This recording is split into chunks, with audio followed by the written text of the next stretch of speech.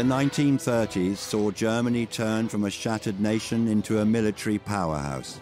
It was to wage war on the nations which just 11 years earlier had left Germany a broken country and a population bereft of pride in the wake of World War I. One man created this transformation, Adolf Hitler. Hitler was one of the few people in Germany who welcomed another war. He wasn't scared. Hitler's magnetism was not only something which could convince enormous crowds, but was also incredibly powerful, like a potent narcotic. How did he become the most powerful man in Germany? Who were the Nazis? And how did they reinvigorate this fractured nation? In Weimar, Germany, there was a new kind of energy, very visible on the streets. They wanted perpetual acclamation. They wanted constant support from the people. Terror played a very important part in the dictatorship. Nothing would be tolerated that undermined the German national revolution. Thousands were taken in by one man's magnetism, which proved to be Germany's fatal attraction. Hitler at this stage sees himself not as the Messiah, but as the John the Baptist. It's only at his time in Landsberg prison that he actually realizes, my God, I am he.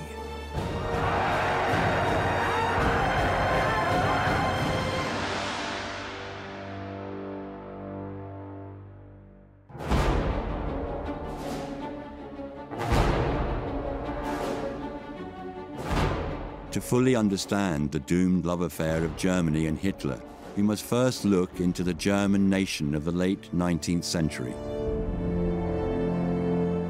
Germany had become the most powerful country, the most prosperous country, the most advanced country on the European continent. It was a rather authoritarian state on the one hand, but it also had a national parliament with elections, with some limited powers, but those powers are most likely growing. A highly militarized imperial state under the hereditary monarchy of the Hohenzollern dynasty. Having given support to the unification of Germany after the Franco-Prussian War, Britain had become fearful of this new power. Its growing industrial and military capability threatened to overshadow Britain's diminishing empire. After the Franco-Prussian War, Germany powered ahead economically, overtaking Britain as an industrial power by the time of the First World War, second only to the United States. There was a great deal of catching up to do, a great deal of nation building, of creating unity, of creating vision. It was ambitious really to join the other great powers as one of the major European imperial states. Alongside that, both envy and arrogance of the British Empire. It was envy because it was so world powerful. It was 25% of the world's surface and 25% of the world's people. But in addition, a very strong sense of superiority.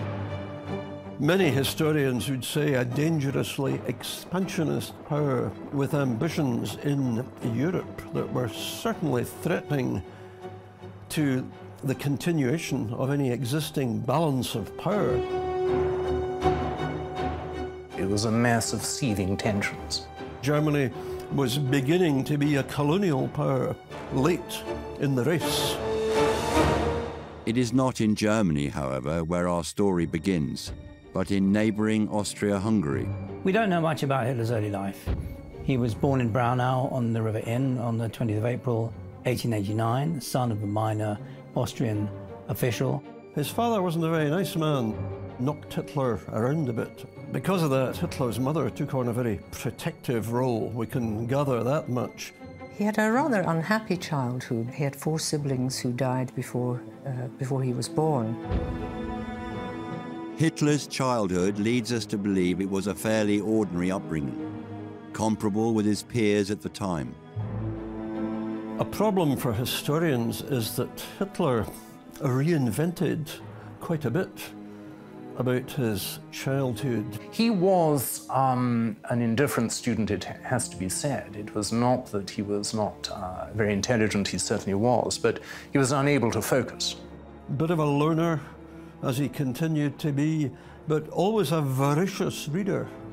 He read everything he could get his hands on, continued to do that. He created, in a sense, a kind of self-education, which was a bizarre bricolage of all kinds of sources of his own authorship. In other words, what he didn't get was really a coherent education because he didn't pay attention.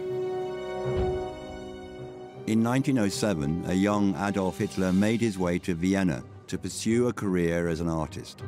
Vienna at the time was the city leading Europe in new artistic practice and philosophical thought. Hitler's plan was to apply and enroll at the Academy of Fine Arts. He went to Vienna when he was about 16 and really knocked around, didn't do a lot. He never lived as rough as he later claimed. He was rejected from art school, I think probably rightly, looking at his artworks. He knew about art in general terms, he knew about neoclassical art, he knew the power of art above all, that great historic images had enormous moments. So although his watercolours didn't advance the Nazi cause, he knew what art could do. Hitler claimed throughout his life that he was an artist who was torn from his easel by the love of Germany. His mother was generous to him. She provided him with a series of allowances, possibly without the knowledge of his father. So some biographers of Hitler say that he was really a bit of a layabout. He frequented cafe society in Vienna and met up with a deeply flawed cafe intelligentsia who fed him a lot of the ideas that Hitler later said in Mein Kampf became the granite foundations of my thought.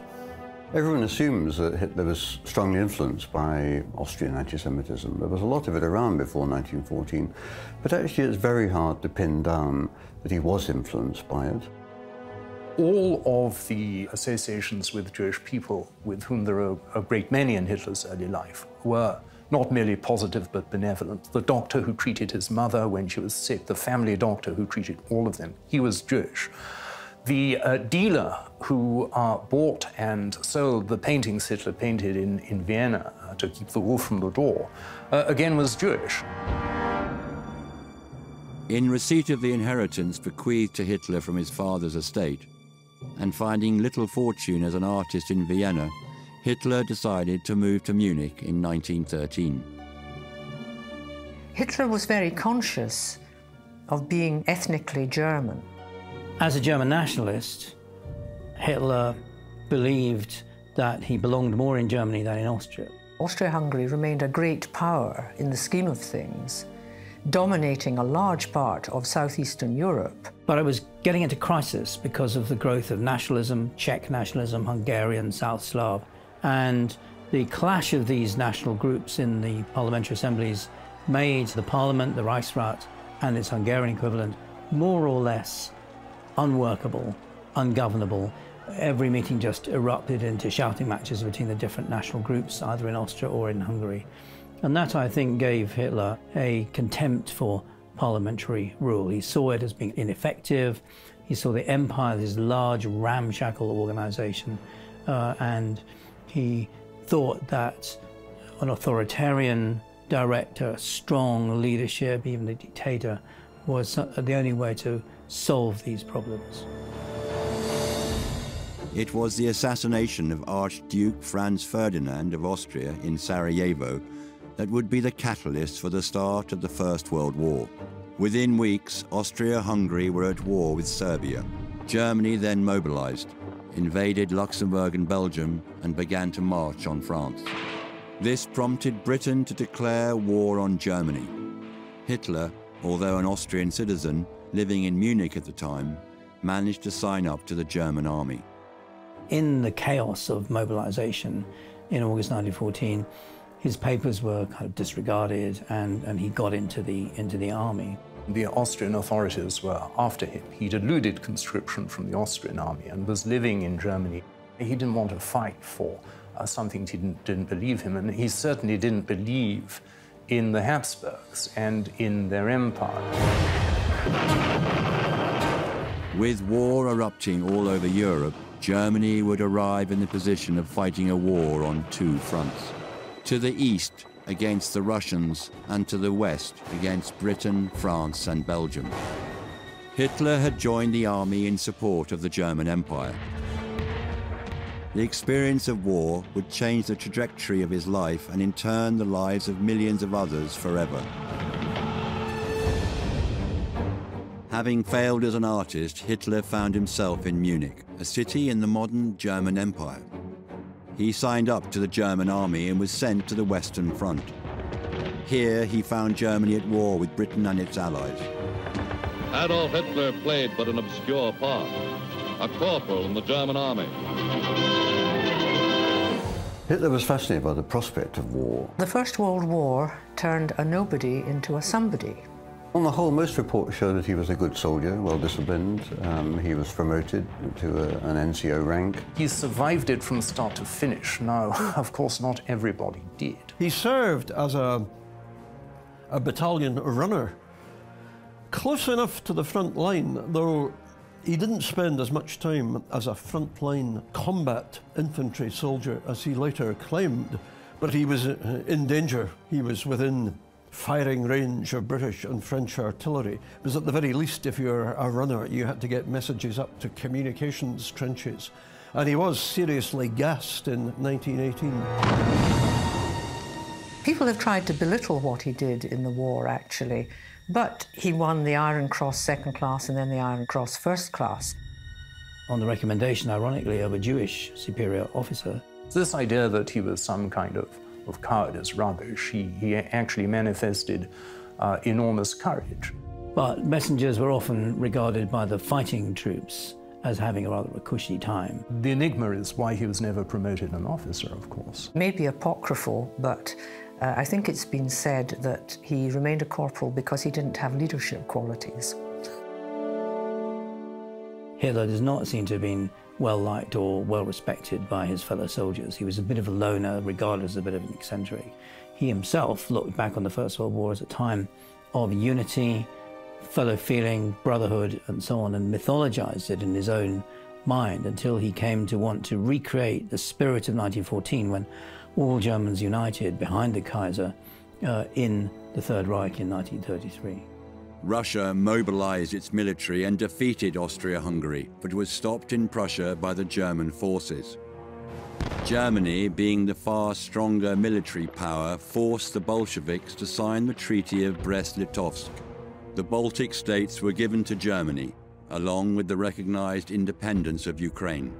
Early in 1918, they had actually signed the Treaty of Brest-Litovsk with Russia, and so they'd acquired an empire in Russia. The dreaded two-front war now no longer existed from March 1918. So that was taken as a sign that Germany was doing really well in the war, and it all hung on the Western Front. But with the United States in the war, Germany wasn't going to win on the Western Front.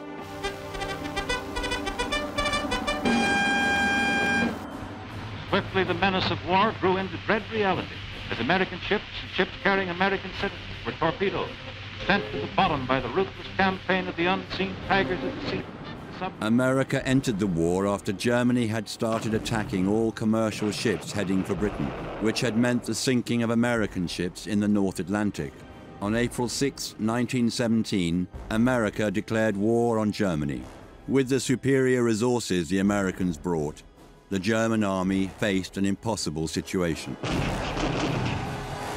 On November 11, 1918, the armistice was signed, which ended the war.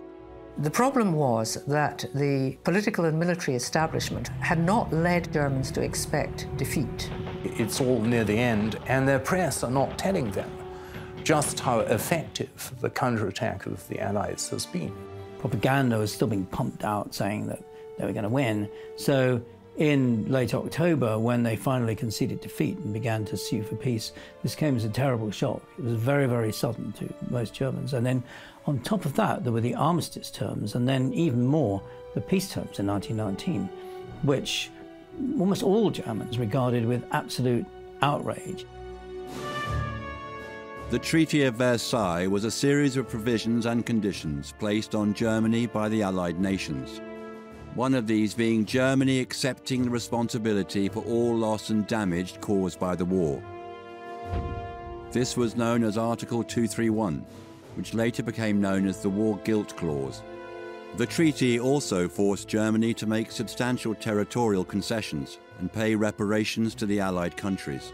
In addition, Germany was only allowed a military force of no more than 100,000 men. Versailles was, to them, the stab in the back. What they'd given was an armistice, not a surrender.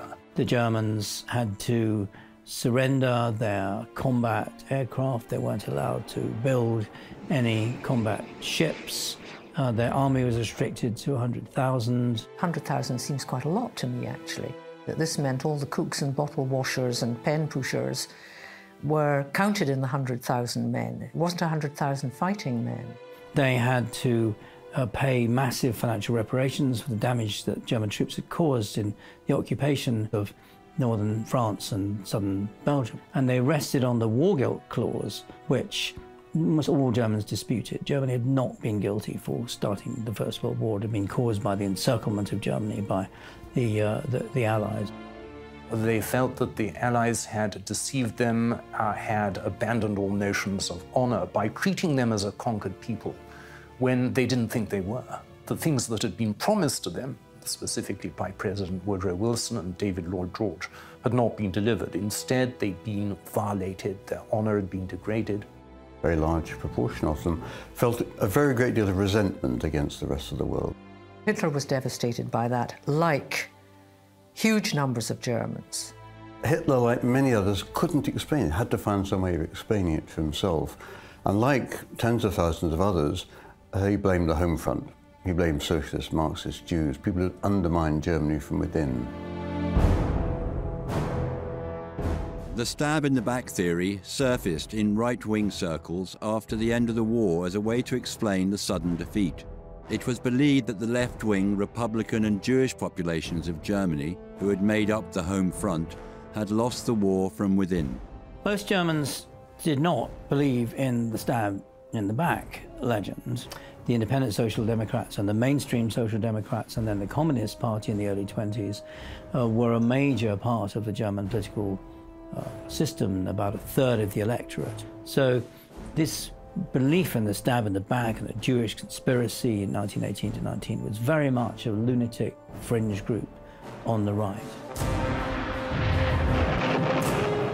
The First World War had seen the young Hitler in a role which suited him. However, the sudden loss for Germany was too much to take, not only for Hitler, but for the entire population. This, along with the humiliation of Versailles, Hitler and a dangerous minority of the right-wing population looked for a scapegoat. The search would see the birth of a new party and bring together some of the most dangerous men Germany has ever produced.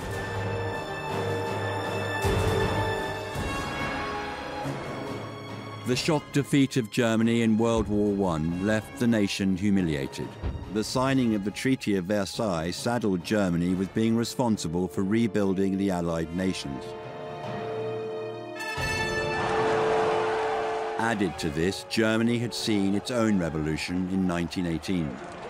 However, it was not until 1919 that the Weimar Republic was established, with the coming together of a national assembly in Weimar, a town in central Germany. Germany had to pay reparations to the victorious Allies. This was really what accelerated the great inflation. It started in 1916 when the German government started printing money to fund the war effort. And as we know, printing money causes inflation. Post-war German governments didn't make the slightest effort to arrest inflation. They could pin that on the peace treaties and on the Allies. It got so out of hand in 1923, the Allies stepped in, the Americans stepped in, particularly with the Dawes Plan. The Dawes and Young plans to schedule Germany's reparations payments are evolved, and they fail. The Dawes Plan was the brainchild of the American banker Charles G. Dawes. The plan was to lend the German government the money to pay back the reparations which had not been given to the Allied countries. America stabilized the German currency so that the Americans could give loans to Germany so that Germany could pay reparations to Britain, France and others, so that Britain, France and others could repay loans to the United States. During this time of change and uncertainty, Hitler was keen to continue in the vocation which had given him personal success. After the war ended, he stayed in the German army, which was vastly depleted. He didn't want to leave. He liked the army.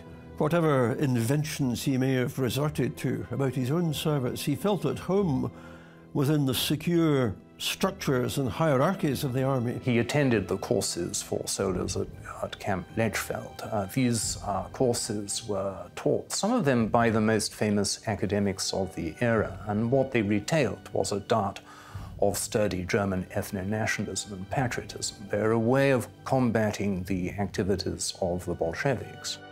Right-wing political propaganda masquerading as political education.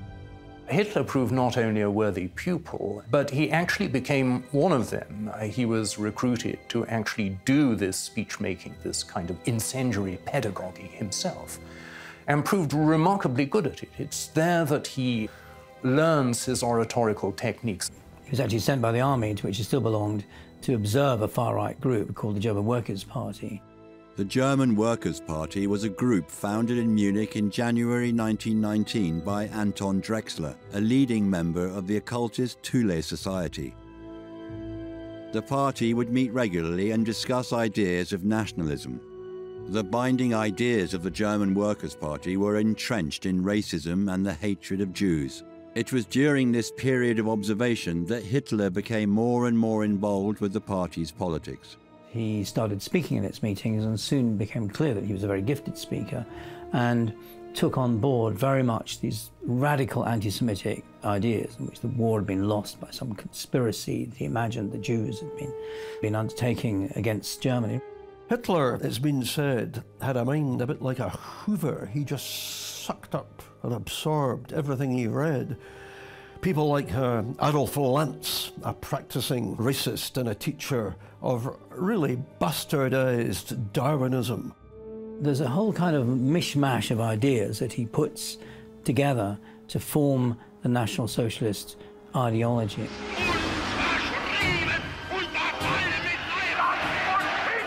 Having shown his strength as a public speaker, Hitler began to take a bigger role in the German Workers' Party. He took on more responsibility, soon becoming the head of propaganda. He starts not as leader, that remains Anton Drexler, but as their PR man. And what he does is produce these amazing, inflammatory, exciting posters and have these mass meetings, which increasingly large numbers of people come to. In 1920, Hitler decided to rename the German Workers' Party in an attempt to broaden its appeal. He called it the National Socialist German Workers' Party. A year later, after an angry dispute which saw him threaten to leave the party, Hitler was named president. Now he would start to gather around him a loyal, intelligent and brutal inner circle. In a situation of great post-war turmoil in Bavaria and Germany as a whole, rampant inflation, unemployment, street disturbances, strikes, militant political action by workers and by the left. So Hitler was certainly looking for a political home, and he appears to have found one. Hitler also gathered around him, bit by bit, as his reputation as a speaker of the radical right increased, a group of acolytes, a group of disciples who brought their own particular techniques and their own ideas, personalities and reputation. Hitler's closest ally at the time was Rudolf Hess, who had been born on April 26, 1894 in Alexandria, Egypt. Like Hitler, he had this extraordinary reaction at the end, you know, that how could we have lost and so on, who was there to blame. He drifted off into university life, but he was a frustrated, radical nationalist. And when he met Hitler, he was absolutely transfixed by him.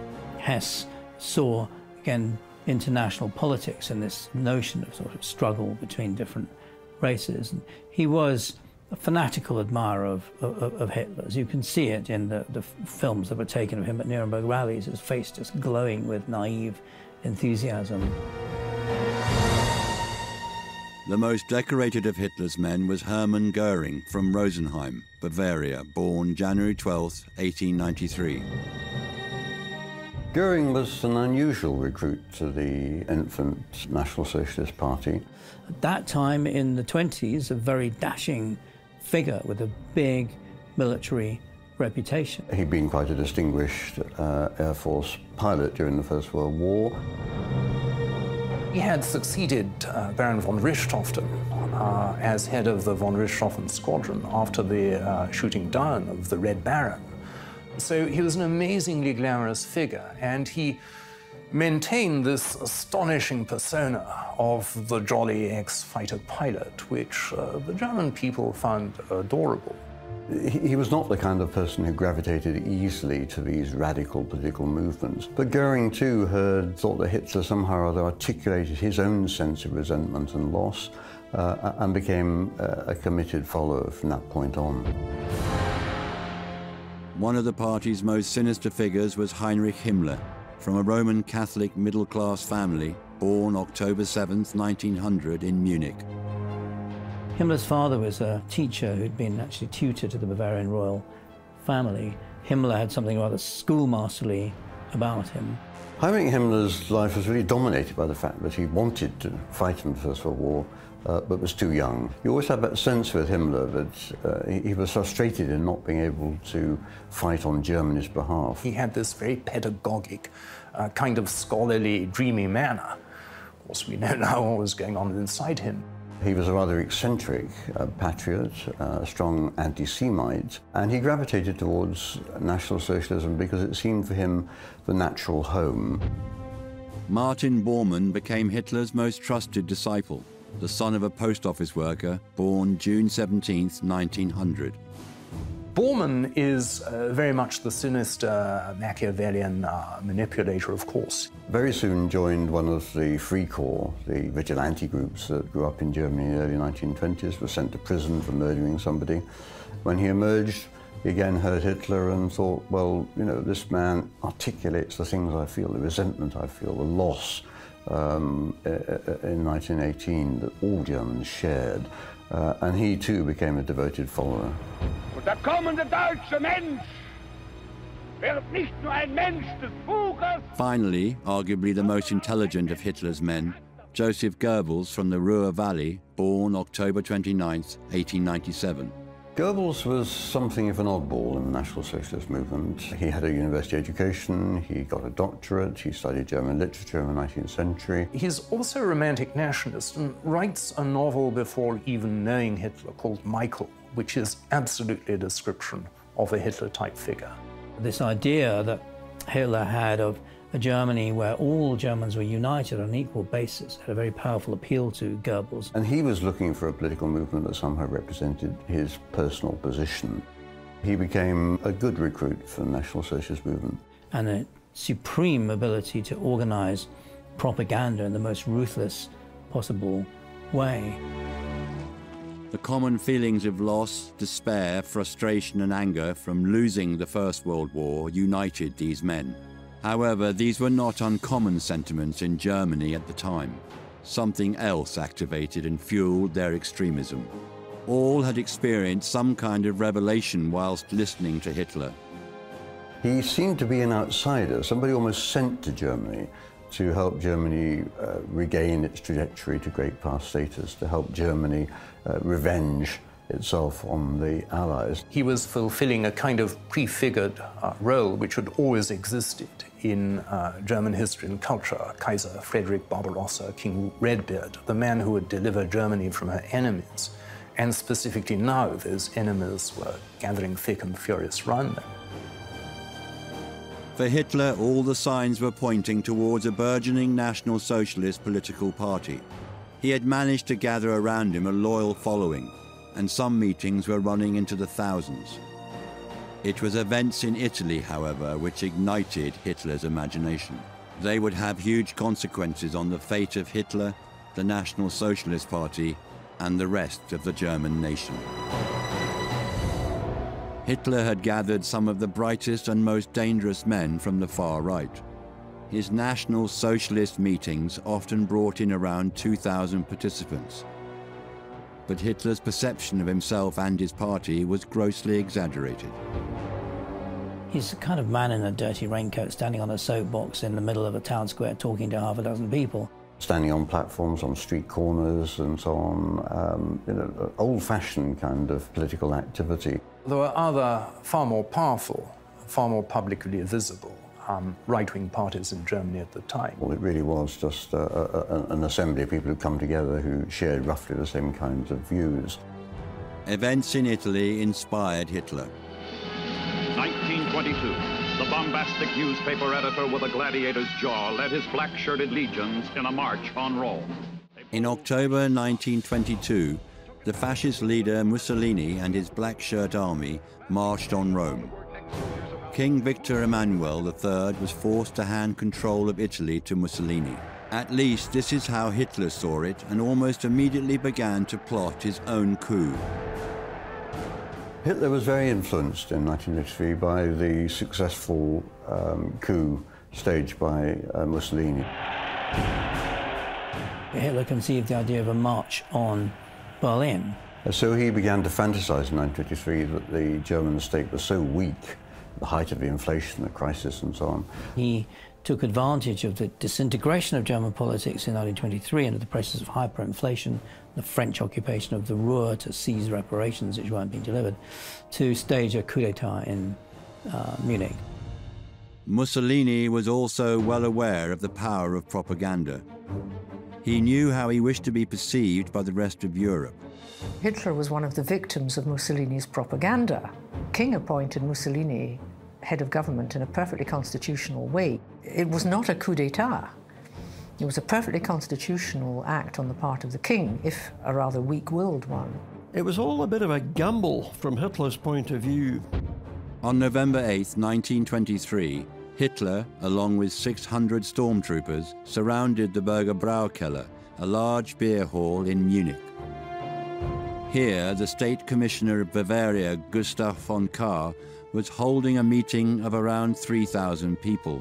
Hitler marched in, fired a shot into the air, and announced that the revolution had broken out and no one could leave. Overnight, Hitler attempted to take power from von Kahr, but failed.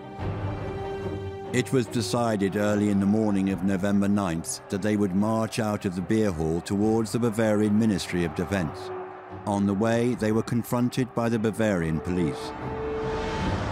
Hitler hoped that the new German army, the post-imperial creation of the Reichswehr, would support them. It wasn't backed by the army, the industrial elites refused to support it, the civil service regarded it with contempt. When the Munich police opened fire, most of them turned tail. Some of them were hit, some wounded, a few killed. But it was built up into an iconic episode in the history of the movement. Hitler was arrested, put on trial.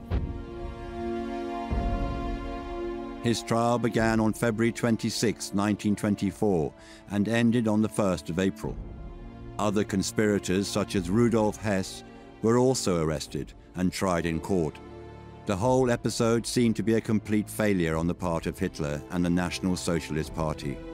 What the beer hall putsch does, which is marvelous for the Nazis, is provide them with martyrs and provide them with a myth, a legend, and a whole new symbol structure.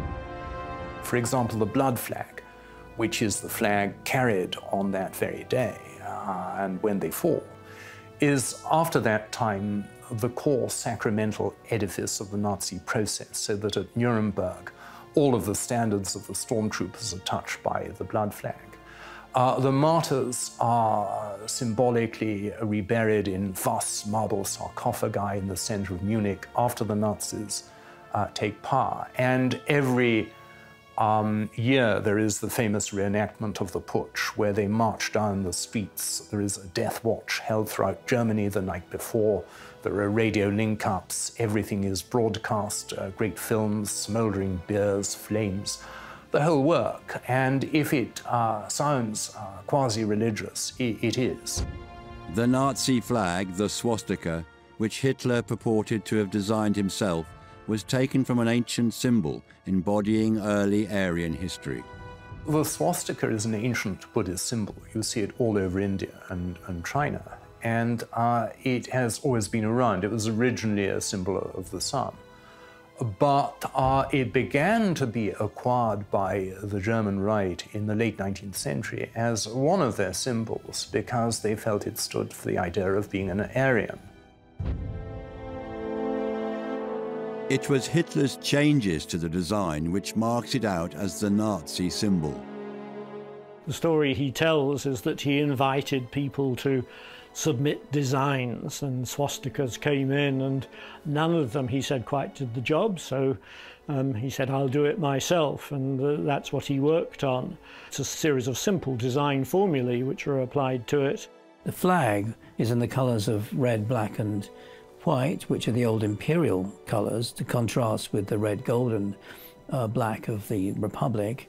What he did very brilliantly, and I'm almost reluctant to say this, it's a fantastic piece of graphic design. He took it, he rotated it to give it a sense of dynamism.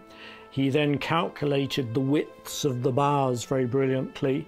He then set it in this circle, and it doesn't quite touch the edges, which gives it a kind of vibration and dynamism, and then this red outer bit. So in all the aesthetic, there's a massive amount of red to stand for the Socialist Party. And it just goes poof. And by the 1920s, it had become the authorized symbol. He said it was going to be the Nazi symbol, and it was the Nazi symbol. At his trial, Hitler had taken sole responsibility for the putsch. It is reported that the judges found it hard not to acquit Hitler due to their pro-Nazi sympathies. Finally, the sentence of 5 years of confinement was passed. He was also banned from public speaking, testament to the fact that his oratory was a key factor in the rise of the National Socialist Party. The enforced silence and confinement gave Hitler time for introspection. The outlet for his thoughts now came through the pen. The German state, the Bible of the Nazis. He didn't actually think until the putsch, it doesn't seem to us, that he was the chosen one, he was the Messiah. It's only at his time in Landsberg prison that he actually realizes, my God, I am he, and is somehow liberated into becoming what he does in fact become. He served less than a year of his sentence. He served with Rudolf Hess, amongst others, and he used the time to write Mein Kampf. Democracy is a monstrosity, born of filth and fire. It's interesting that Hitler decided when he was sent off to prison in 1924 that he would take this opportunity to sit back and write a book about his experiences, how he'd reached the point he'd reached, why he had the beliefs that he did. But it was very important for him to do that, I think, to sit back and take stock of how he'd arrived there.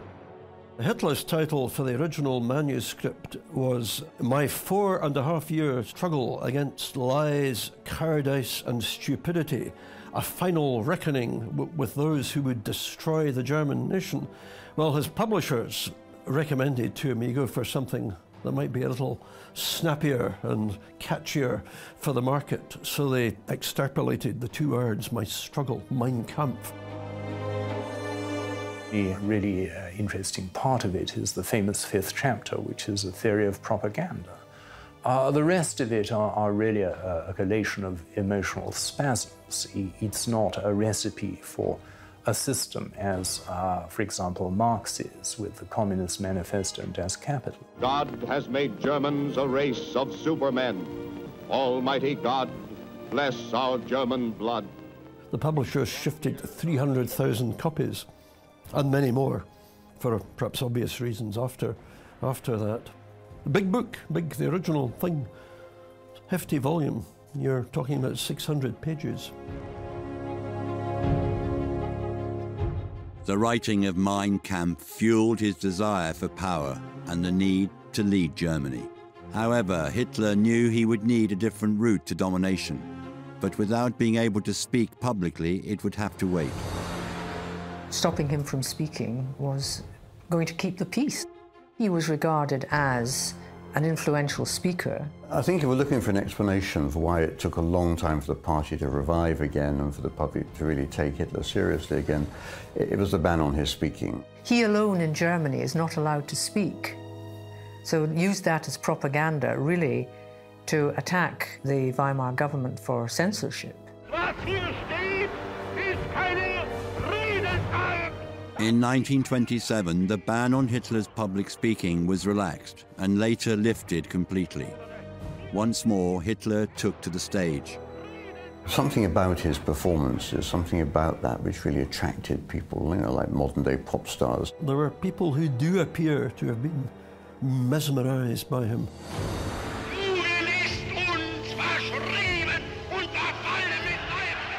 As soon as he could start speaking, you had that run up to the successful parliamentary elections in the late 1920s. When I look at Hitler on a stage, I think of him as being in a political theatre, but I don't believe that what he says is great oratory. At the time of Hitler's silence, Germany began to see a certain recovery. Thanks to American investment, unemployment was declining and the economy was improving. A sense of optimism rippled through the German nation. A lot of Americans invested, so Germany looked as if it was prospering by 1928. The National Socialists could have been banished to the history books as a marginal far-right political party, with their eccentric leader and the failed beer hall putsch of 1923. However, fate dealt them a favorable hand. The post-war economic recovery under the Weimar Republic, which was genuine enough while it lasted, that had collapsed as a direct result of the Wall Street crash in New York. It was a saying of the time, New York sneezed, London caught cold, and Germany nearly died of influenza. The implications of the crash would eventually lead the National Socialist Party to total power. The continuity of the Great Depression was absolutely critical. 7 million men became unemployed. There seemed to be no lifting. And once you got the worker in the dole queue, you had him as a potential Nazi, a potential stormtrooper. What further measures would be imposed on the German population to consolidate the Nazis' power, and what terror would be unleashed before the dramatic toppling of this evil regime?